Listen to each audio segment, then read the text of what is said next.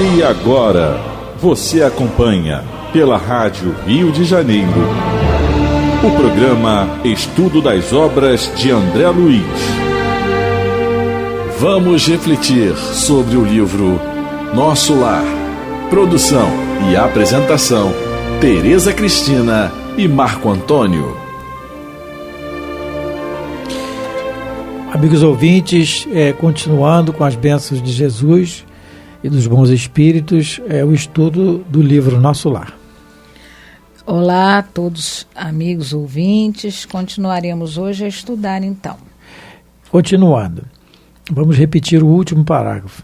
Quantas existências, quantos corpos, quantos séculos, quantos serviços, quantos triunfos e quantas mortes necessitamos ainda, como nós comentamos, para o nosso auto-melhoramento.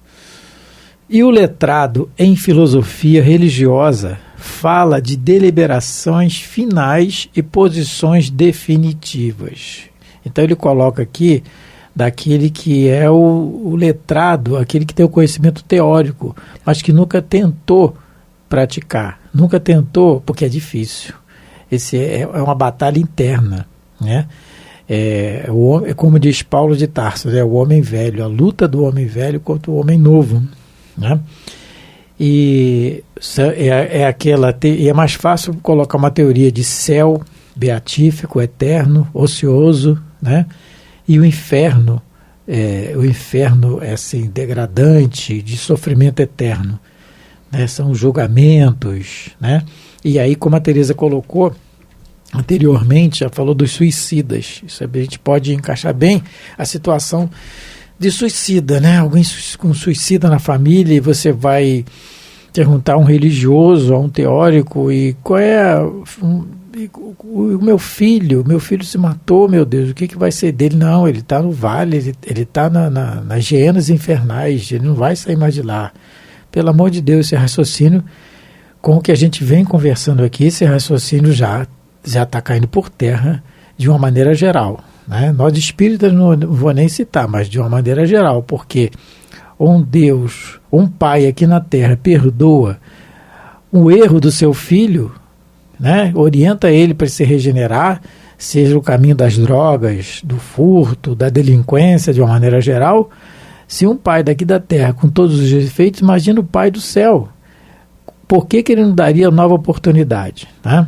Então esse raciocínio tem que ir mudando gradativamente, e cabe a nós aproveitarmos cada situação que os espíritos permitirem para a gente divulgar isso.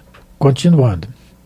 E por toda parte, os cultos em doutrina e os analfabetos do espírito. E, novamente, repetindo o parágrafo anterior, né? Como o próprio André Luiz, né? O médico da terra vaidoso se afasta um tanto para surgir o filho dos céus, que é o que ele vai falar no livro posteriormente, né? Que o médico da terra vaidoso, não é porque médico é vaidoso, né? Vaidoso é uma característica que o médico na época ajudou. Se afasta-se um tanto para surgir o filho dos céus, depois do sofrimento dele, depois da solidão e do sofrimento que ele passou nas zonas de umbral, nas zonas daqueles delinquentes, de um modo geral, que nós vamos ler posteriormente. Aí ele já não é mais analfabeto do espírito, porque o analfabeto do espírito é aquele que não soube vivenciar o sofrimento e tirar proveito dele, que somos a maioria de nós, né? A gente se rebela, se revolta, mas o proveito real, que a doutrina espírita nos ensina a fazer, nós geralmente não fazemos. Nós criamos muitos dogmas, não é? Fizemos muitas leituras equivocadas do Evangelho de Jesus Cristo, criamos muitas histórias em torno, né, das suas lições, mas infelizmente não conseguimos, não é, nos espiritualizar. Foi o que nós lemos, né, na mensagem do Emmanuel. É necessário o espiritismo, o espiritualismo, mas muito mais precisamos de espiritualidade. A gente não viveu as lições de Jesus, a gente desenvolveu muito o nosso intelecto e os nossos sentimentos, as nossas emoções, a gente deixava de lado, né? Procurava camuflá-los procurava escondê-los, né? Por isso que o André Luiz coloca que tem muita, né, intelectual, tem muito culto de doutrina, muitas pessoas, né, com muitos títulos, mas pessoas vivendo o Evangelho de Jesus ainda é coisa rara na Terra, vivendo isso em todas as religiões, não só dentro do Espiritismo, mas todas as religiões. Às vezes a gente se depara com pessoas que se dizem, né, eu sou ateu, mas tem um comportamento exemplar. Num dos livros do Divaldo, eu me esqueci agora, para nome de livro, eu já li alguns, mas tem uma passagem que Dr. Bezerra, se eu não me engano, é aquele livro que se passa no Carnaval. Fronteiras da Loucura? Nas Fronteiras da Loucura, eu acho que é o que Dr. Bezerra tem um trabalho na época do Carnaval no Rio de Janeiro, ele mostra no Campo de Santana, isso. Então, ele fala, né, que no livro acontece um acidente, alguns jovens são levados, né, desse acidente, são levados ao hospital, ao que parece é o hospital, aquele hospital que tem no centro da cidade. Souza Aguiar. O Souza Aguiar. E ele vê que existem médicos que se dizem ateu, mas estão lá cumprindo o dever. E outros que se dizem religiosos, eu sou, né, de tal ou qual religião, mas na hora de cumprir o seu dever, enquanto cidadão, não consegue. Então, eu não lembro realmente como ele diz essa frase, mas ele diz que ele às vezes prefere lidar com pessoas que se dizem que não têm religião nenhuma, mas são cumpridoras dos seus deveres, do que a outras que batem no peito dizendo que eu sou dessa ou tal religião ou daquela, e na hora de cumprir o seu dever não consegue, né? É isso que o André Luiz está dizendo aqui pra gente. Toda a parte, os cultos em doutrina e os analfabetos do espírito. Só confirmando, realmente é esse livro, eu vi aqui agora, né? Nas Fronteiras da Loucura, Mediunidade de Divaldo Pereira Franco, ditado pelo espírito Manuel Filomeno de Miranda. Se passa realmente no Carnaval, aqui no Rio de Janeiro. E, como a Tereza colocou, ali no Campo de Santana eles montam um hospital espiritual para atender as pessoas. Então, continuando. Muito bonito, aliás, qual que não é, né? Mas isso aqui é muito bonito mesmo que vem agora, esse parágrafo. É preciso muito esforço. Olha, ele não coloca esforço, ele coloca muito, hein? Porque ele já sabe que, né, com ele mesmo foi assim. Do homem para ingressar na Academia do Evangelho do Cristo. É um vestibular difícil. Ingresso que se verifica quase sempre de estranha maneira, né? Ele só na companhia do mestre, efetuando o curso difícil, recebendo lições em 100 cátedras visíveis e ouvindo vastas dissertações sem palavras articuladas. No Livro dos Espíritos, na pergunta, se eu não me engano, 621, Kardec pergunta onde estão escritas as leis de Deus, né? E aí os Espíritos respondem na consciência. É a consciência, como diz Joana de Ângeles, e o Divaldo Franco fala em algumas palestras, a consciência é o altar divino. Então, na medida do nosso amadurecimento, né, do nosso esforço também, mas do nosso amadurecimento através das encarnações, amadurecimento moral quer dizer, saber realmente o que é o certo e o que é o errado a fazer, as leis de Deus vão tomando um volume maior em cada um de nós, fazendo um parâmetro, né? Pegando uma analogia, né? Na cabeça do Chico tem muito mais lei de Deus do que na minha, do que na de nós todos que estamos ouvindo aqui, provavelmente. Porque o amadurecimento desse espírito é imenso, a gente não tem nem ideia. Então, para ele, a situação é outra. Então, ele está dizendo aqui, as leis de Deus, como estão na nossa consciência, essa Academia do Cristo, Academia do Evangelho do Cristo, ela é a cadeira de cada um nessa escola, nessa academia, é diferente da do outro, cada um com o seu nível de entendimento já. E ele fala, né, Marco, que é um curso difícil. Porque é um curso muito difícil para nós e precisamos de muito esforço para realizar. Porque as matérias são renúncia, coisa que a gente ainda não sabe fazer. Outra matéria difícil, abnegação, humildade, fraternidade, solidariedade. Eita, curso difícil, não é? E ele coloca também que, apesar dessas matérias serem muito difíceis ainda para todos nós, né?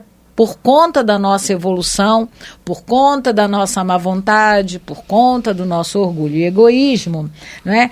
Ele diz também que a gente vai receber lições, né, sem cátedras visíveis, porque as lições que nos chegam, as provas que nos chegam na vida, elas vêm de uma maneira assim, sem serem programadas, não é? A gente não sabe realmente o que vai passar, mas Deus sabe. E como o Marco colocou, não é? Deus, como um bom professor, ele nunca vai nos negar as provas para a nossa evolução. Então, né, a gente dá para entender também que essas cátedras invisíveis, né, são essas lições que nos chegam diariamente, todos os dias, né? São aqueles pequenos atritos do nosso cotidiano, as pequenas decisões que a gente tem que tomar, né? Os desafios, né? Então são verdadeiras cátedras invisíveis que Jesus, né, que essa academia nos proporciona. Estou lembrando aqui, nós fizemos uma analogia aqui com a prova, né, na encarnação e com a escola, né? O professor não pode deixar de dar a prova. Nós fizemos a comparação no último programa. E eu estou lembrando aqui, na escola nós tínhamos a prova, época de prova, todo mundo estudava e tal. Alguns faziam cola e tal, não é meu caso. Mas todo mundo estudava e tal. E tinha aquela prova surpresa, né? Alguém que esteja ouvindo podia ter, olha, o professor falava assim, hoje eu vou fazer um teste. E ninguém sabia, era um desespero. Por que era um desespero? Meu Deus, era um desespero. Quando era português, então no meu caso, ai meu Deus, era um desespero. Por quê? Porque a gente não estava preparado, porque a gente não estava estudando, a gente não tinha aqueles... Bom, eu estou falando eu, né? Não tínhamos normalmente nós não estudávamos, não tinha aquela obrigação de todo dia estudar, pegar a lição anterior, ficar atualizado com o que o professor Teresa está colocando, a satisfação, o prazer de estudar, sentir, né? Nós não fazíamos, a maioria de nós, isso. Então o teste surpresa era um desespero. Ah, meu Deus, o que eu vou fazer? Não sei, isso não vale. E pronto, hoje em dia eu acho que ninguém faz mais isso, porque senão, né, viu? Então, esse teste surpresa, e só que ao mesmo tempo, isso que eu estava lembrando, nós hoje temos a prova com consulta. Quando era a prova com consulta, todo mundo gostava. Professor, hoje tem uma prova, mas tem consulta, pode olhar no livro. Tinha essa tal de prova com consulta. Então, a nossa prova, ao mesmo tempo, agora, ela é, como a Teresa colocou, vão acontecer situações que vão, poxa, meu Deus, mas acontece com o vizinho, mas não. Aí a gente fica com pena e tal, mas não, comigo isso não vai acontecer nunca. Aí acontece, né? É, entre aspas, uma tragédia, que não é. No fundo é um ensinamento. Então acontecem esses testes surpresa, mas ao mesmo tempo nós temos a consulta. E nós, especificamente espíritas, nós temos a consulta, que é o Evangelho segundo o Espiritismo, que é o ensinamento dos espíritos do Consolador. Por isso é que é o Consolador. Ele nos consola em todas as situações. Não há uma situação na vida que o Espiritismo não se encaixe, né? Todas. E nós temos aqui no Evangelho segundo o Espiritismo, no seu capítulo 8º, Os que têm puro coração, em que Kardec comenta a frase de Jesus, que deixai que venham a mim as criancinhas. E ele fala que não continha esse ensinamento um simples chamamento dirigido às crianças, mas também o das almas que gravitam nas regiões inferiores, onde o infortúnio desconhece a esperança. Então, essas criancinhas que somos nós né, que gravitamos ainda nas situações inferiores, e ele continua dizendo que são os fracos, os escravizados, os viciosos, que somos nós, escravos que nós somos ainda do egoísmo e do orgulho. E de que maneira a gente pode ir a Jesus? Está falando para mim, né? Através da doutrina espírita, através do ensinamento do espiritismo. Não é só a ida à casa espírita, mas é a ida à casa espírita, como a Teresa colocou, com prazer, com gosto de ir, querendo ir, o convívio, o ensinamento, a troca de ideias, a importância, gente, da casa espírita, temos o estudo sistematizado, aproveitando aqui, porque através do estudo sistematizado em grupo, todo mundo dando as suas ideias, as suas opiniões, não concordando, é que cada um vai esclarecer a doutrina espírita para si.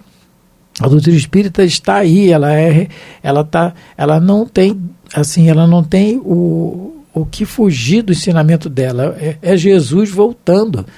Então, a ida à casa espírita, com aquela satisfação, querendo melhorar, querendo aprender, é fundamental para nós.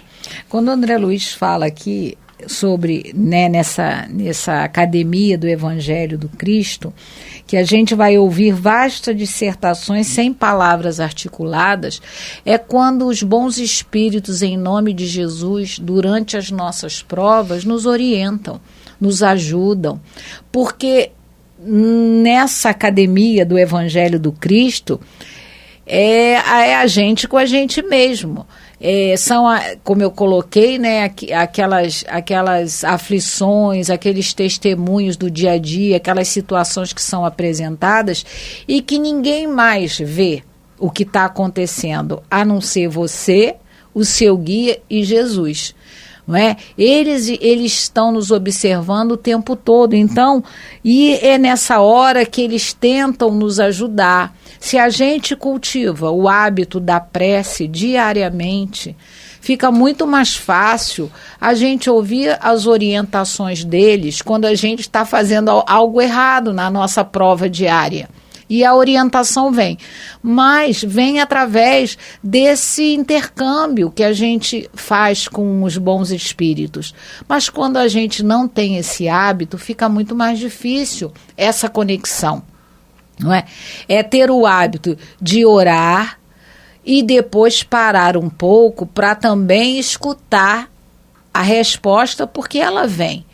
Ela vem dessa maneira, né, de uma dissertação sem palavras articuladas. Nós somos muito amparados nessa nossa escola chamada Terra. A orfandade real na Terra não existe. Ninguém pode dizer aqui na Terra que é órfão. Pode dizer que é órfão de pai e mãe encarnado. Mas ninguém é órfão, porque todos nós somos filhos de Deus e irmão de Jesus. Nós temos Ele por pai e temos Jesus por irmão. Então, a orfandade real, ela não existe. Porque a gente pode estar, muitas das vezes, até acompanhado de muita gente, né, Marco? Mas está sozinho, solitário, né? Sozinho. Mas de pessoas, mas na companhia de Deus, na companhia de Jesus e dos bons espíritos, a gente está sempre. Sempre tem alguém observando a gente, sempre tem alguém tentando nos orientar, nos levar para o caminho certo, mas também temos aquelas outras companhias que, dependendo do que a gente pensa, também se chegam até nós, quando os nossos pensamentos não são aqueles melhores, né? Quando a gente está no nosso momento, e todos nós os temos, o nosso momento de irritabilidade, o nosso momento de impaciência, o nosso momento de maledicência, a gente também tem a companhia de outros espíritos que, infelizmente, ainda estão muito desequilibrados e querem levar outros com eles, né? Querem desequilibrar, talvez, um grande número de pessoas, não é? E só repetindo o que o André Luiz falou aqui, ele só na companhia do mestre, efetuando o curso difícil, recebendo lições. Esse curso difícil nós podemos traduzir também como o sofrimento. E aí nós lembramos aqui que todos os mártires do cristianismo, todos os grandes vultos do cristianismo, na sua moralidade, estou falando vultos na sua moralidade, claro, evolução real, a moral, sofreram. Não teve um que teve vida fácil. Não tem. É o exemplo. Por quê? Pela incompreensão do mundo. Basta nós resolvermos nos melhorar em alguma situação, pode reparar isso na vida pessoal de cada um. Basta nós queremos tomar uma atitude melhor, porque vão vir problemas e situações contra nós. Porque aquilo que o apóstolo Paulo diz, em torno de nós existe uma nuvem de testemunhas. Olha, eu morei no Amazonas um tempo e tinha nuvem de mosquito. Tinha uns mosquitinhos lá pequenininhos, chamado pium. Maravilha, né? Criação divina, até duvidar, meu Deus, foi Deus que criou isso mesmo.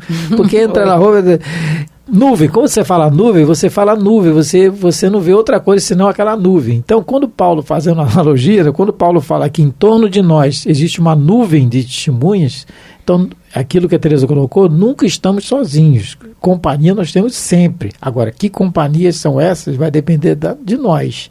E aí, geralmente, pelos nossos séculos de sombra, como o Emmanuel coloca, contra a nossa vontade de melhora, né? Existem séculos de sombra, de egoísmo e orgulho, daquilo que nós já fizemos, daquilo que nós já nos comprometemos, eles estão aí nos cobrando. Então, muitas vezes, esse curso difícil é feito nessa questão do sofrimento. Não é a crucificação hoje, não é mais os leões na arena, não, mas são outros tipos de crucificação e outros tipos de feras. Basta nós nos comprometermos com o bem. Continuando então. Muito longa, portanto, nossa jornada laboriosa. Nosso esforço pobre quer traduzir apenas uma ideia dessa verdade fundamental. Né? Que é o esforço pobre que o André Luiz vai colocar em toda a obra. E que a vida continua sempre, né? Que ela não para. A vida... A obra vai dizer sempre isso, né, que a vida continua e intensa.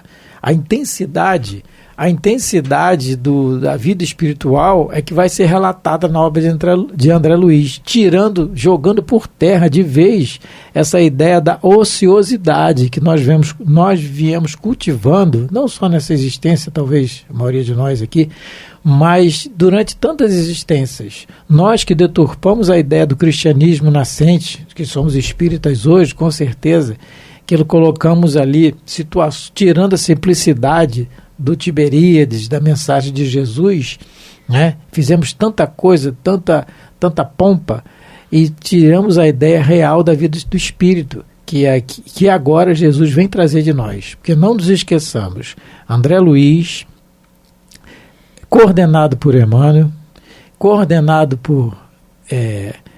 pelos guias do Brasil, Ismael, que é coordenado por Jesus. Então, o trabalho que nós estamos aqui lendo, que nós estamos tentando estudar, conversar, é trabalho de Jesus.